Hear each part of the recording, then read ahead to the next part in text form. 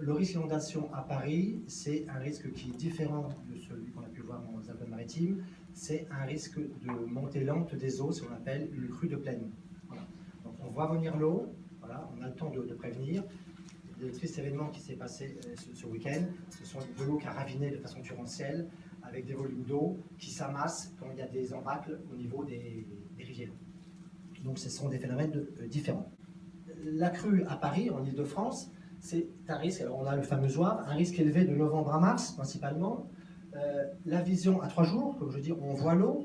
Aujourd'hui, le service de prévision des crues de la Drieux en Ile-de-France est capable de faire des prévisions très fiables à 24 heures et légèrement au-delà. À 3 jours, on vous donne une tendance, l'eau va monter, va continuer à monter, ou l'eau va s'arrêter de monter. Donc, ces ingénieurs de l'hydrologie, évidemment, font des prévisions combinées avec la météorologie. S'il pleut beaucoup en amont, s'il pleut en amont, il faut quand même quelques jours pour que ça arrive en région parisienne. Donc tout ça, ça se calcule, ce sont des modèles qui maîtrisent bien. Une montée pouvant aller de 10 à 15 jours. Bon, la crue de 1910, c'est 8,62 m au Austerlitz, 1924, 7,32 m. Traditionnellement à Paris, vous voyez peut-être des fermetures de voies sur berge, sur les voies rive droite ou rive gauche. On commençait à fermer la première voie sur berge à 3,20 m. Donc pour passer de 3,20 m à 8,62 m, si on prend une crue centenale, il faut de l'ordre d'une quinzaine de jours. Vous avez des réseaux enterrés, le RER au plus profond, le métro. Vous avez les réseaux d'énergie à un certain niveau. Vous avez les réseaux d'assainissement. Là, on a pris un hôpital et vous avez le sous-sol de l'hôpital avec des installations techniques. Donc on peut très bien avoir une habitation avec des installations techniques, une chaufferie. Un phénomène qui vient se surajouter, qui se conjugue, c'est ce qu'on appelle la remontée de nappe. Les nappes vont remonter. En temps normal, à Paris, il y a des pompages qui sont autorisés, moyennant des arrêtés, pour différents usages, industriels et autres. Donc les nappes en temps normal sont pompées.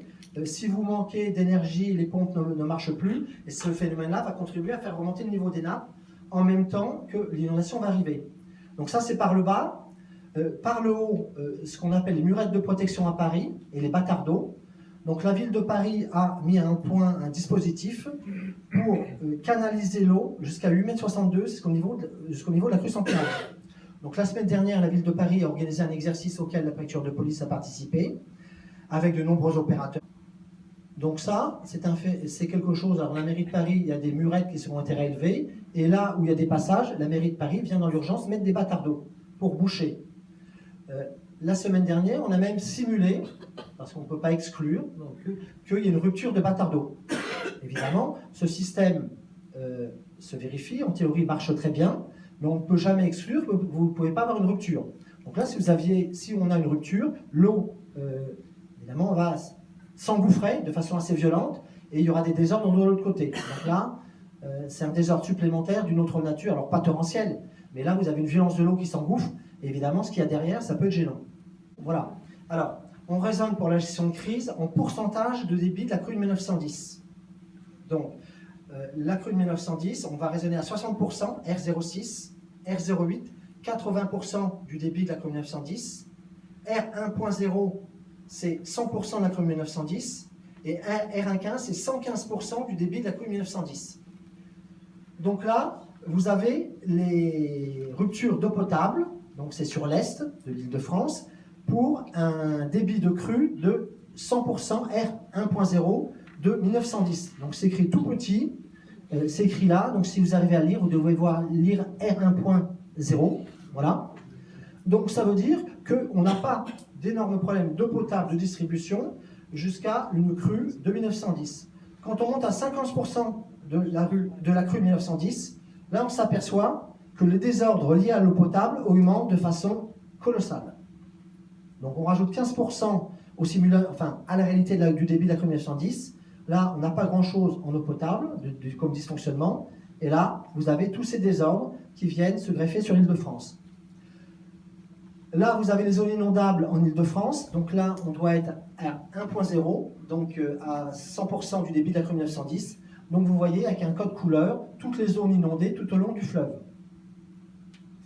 Donc une étude de l'OCDE qui a été faite sur l'Île-de-France en 2014 a estimé les dégâts liés à une crue centenale à 30 milliards de dégâts directs et de dégâts collatéraux au niveau du PIB sur 5 ans de l'ordre de 60 milliards d'euros.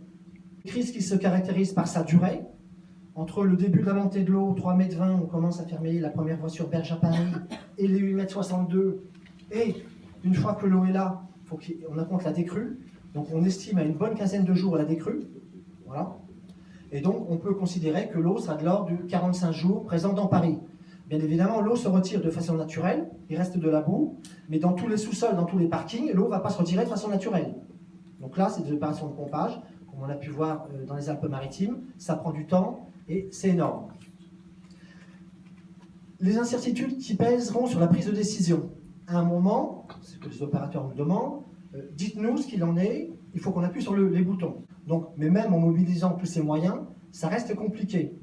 Alors, ce qui intéresse un copropriétaire, par exemple, ERDF ne peut rétablir l'électricité en bout de ligne que si l'installation est vérifiée. Donc, ce n'est pas simple. Quid de la disponibilité des entreprises dans une telle crise? L'opérateur sera peut-être à même de rétablir, mais ne peut rétablir en termes de sécurité, ce qui se comprend, que si les installations sont vérifiées. Donc, vous voyez bien que c'est un problème d'une extrême complexité.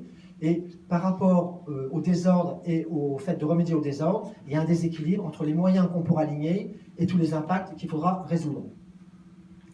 Donc les grands principes sont retenus, des manœuvres modulaires, c'est-à-dire l'État ne pourra pas être partout, on ne pourra pas tout résoudre. Donc il y aura des points d'effort sur certains angles que je vous évoquerai après. Le maintien des populations à domicile et des évacuations limitées aux personnes vulnérables. La crue en Ile-de-France, ça touche 850 000 personnes les pieds dans l'eau. Alors quand on dit les pieds dans l'eau, ça va de 50 cm à plus de 2 mètres ou 3 mètres d'eau dans les rues. Ça dépend où on se trouve. Si on est dans le Val-de-Marne, par exemple, à certains endroits. Donc 850 000 personnes les pieds dans l'eau et plus d'1,2 million de personnes privées d'électricité. Donc des chiffres colossaux. Malgré cela, on ne sait pas déplacer 1,2 million de population pour les mettre où.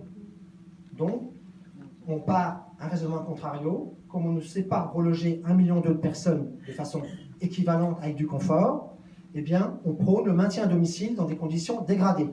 Les acteurs économiques et sociaux, on les prépare, donc on passe par le biais des chambres de commerce et d'industrie pour les sensibiliser.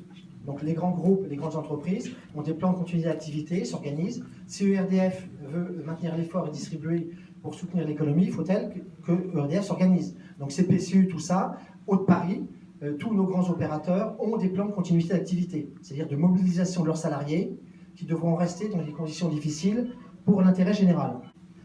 On consigne selon 3 catégories de population. Donc, population générale, les gens en bonne santé, bien portants, on leur dit restez chez vous, sauf si vous savez où aller. Population vulnérable, donc un grand axe d'effort des pouvoirs publics. Les personnes âgées à domicile, personnes isolées, les personnes handicapées sont prioritairement prises en charge. On ne peut pas laisser des gens vulnérables dans le froid, dans des conditions difficiles. Donc là, toute la difficulté, c'est d'aller recenser ces personnes, de les localiser, de faire un plan d'évacuation et de savoir où on les met. Prise en compte de la cinétique de crue, comme je vous ai dit, ça commence par la Seine-et-Marne, ça finit par les Yvelines, ça se propage dans Paris au milieu. Donc bien évidemment, les moyens de secours, les moyens de RDF ne seront pas mobilisés partout au même instant. Donc là, il y aura des choix stratégiques à faire pour faire converger les moyens vers les bons endroits et selon la cinétique de crue. Donc sur Paris et aux environs, je dirais petite couronne, on a recensé 50 000 places d'hébergement. Par rapport à 850 000 personnes, vous voyez, le compte est loin. Donc, le maintien à domicile. Donc, principe d'auto-évacuation, aller en province si vous avez une base de repli. Sinon, c'est le maintien à domicile. Donc, l'hébergement, on y travaille. On s'est beaucoup aussi inspiré du Japon. Hébergement de courte durée. Bon, vous avez une bombe de la Seconde Guerre mondiale qu'il faut faire pétarader par la sécurité civile. On évacue les gens le matin. Ça se passe bien. On sait faire. Parce qu'on sait que les gens, le soir, ils rentrent chez eux et ils retrouvent leur habitat intact, avec lumière, électricité. Voilà. Donc, hébergement de courte durée, le gymnase, on sait faire, mais ça reste agréable quand la durée est courte. Moyenne durée de 72 heures à 3 à 4 semaines. Et ce qu'on appelle l'hébergement de longue durée, 3 à 4 semaines jusqu'à plusieurs mois. Donc, en priorité, on essaye de relocaliser les gens à proximité de leur habitation. Donc, coordonner les moyens. Donc là, aujourd'hui, en Ile-de-France, vous avez ce qu'on appelle une transposition de la directive européenne. Donc, on essaye de travailler le risque d'inondation au plus près des collectivités locales. Donc vous avez le territoire TRI, territoire à risque important de l'Île-de-France, qui est un seul et même territoire, que vous voyez, qui est sous-découpé en différents TRI, territoire à risque important. À chaque fois, vous avez par exemple, si on prend celui de l'Oise, c'est l'établissement public Entente Seine-Oise qui manage Là, pour l'Île-de-France, pour Paris, c'est l'établissement public des Grands Lacs, voilà, qui anime ce comité territorial avec les comités locaux, les riverains, pour sensibiliser à la gestion de crise et voir localement ce qu'il est possible de faire. Donc, des directives ont été données, c'est discuté au plan local, donc c'est pour progresser dans l'acculturation du risque inondation. Alors, là, c'est peut-être en marge du diaporama, mais c'est un slide qui est hyper important. Comme je vous ai dit, il y aura une disproportion entre les impacts, les désordres et les moyens dont on dispose. Donc, l'État ne pouvant tout faire, ne pouvant être partout, suite à une analyse qui remonte à plusieurs années, on a vu qu'il fallait porter l'effort des pouvoirs publics sur ce qu'on appelle les réseaux structurants. Les réseaux structurants, donc il manque un mot, il y en a 4. Pour les pouvoirs publics, il y a 4 réseaux structurants: l'électricité, les télécommunications, les hydrocarbures et l'eau potable. Donc, coûte que coûte, quand on travaille avec nos amis opérateurs, on s'efforcera de leur acheminer les moyens qu'ils demanderont dans la mesure où on les a. Donc, ça peut être des groupes électrogènes mobilisés en France, des groupes électrogènes. Donc, les grands opérateurs, les loueurs, ils sont installés en Europe.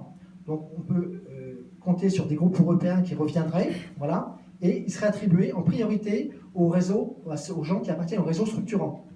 Si on maintient les réseaux structurants, on maintient une partie de l'activité économique et on maintient une meilleure qualité de vie.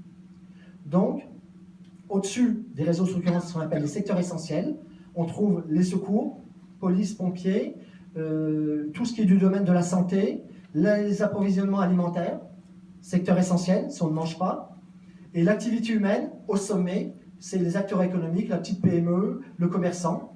Donc, le maintien de ces réseaux, coûte que coûte, de ces réseaux structurants sont nécessaires à l'activité humaine, tout en haut, voilà, et évidemment, le retour, qui coule de source, si je puis dire, c'est que les activités humaines et les secteurs essentiels sont dépendants de ces 4 réseaux structurants.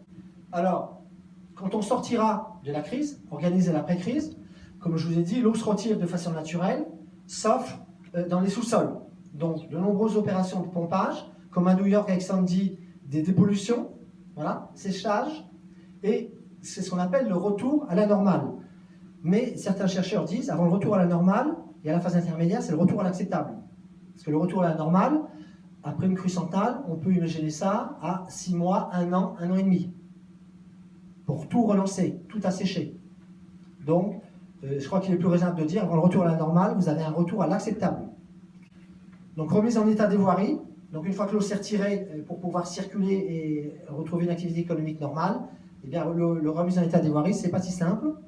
Et la priorité, c'est de refaire revenir les populations le plus vite possible dans les zones et relancer l'activité économique.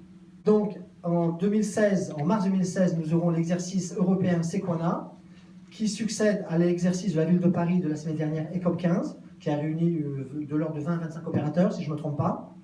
Donc, on peut considérer que l'exercice ECOP 15 a préparé l'exercice Sequana 2016, qui lui également sera à la fois un exercice cadre, sur table, avec les opérateurs, mais également un exercice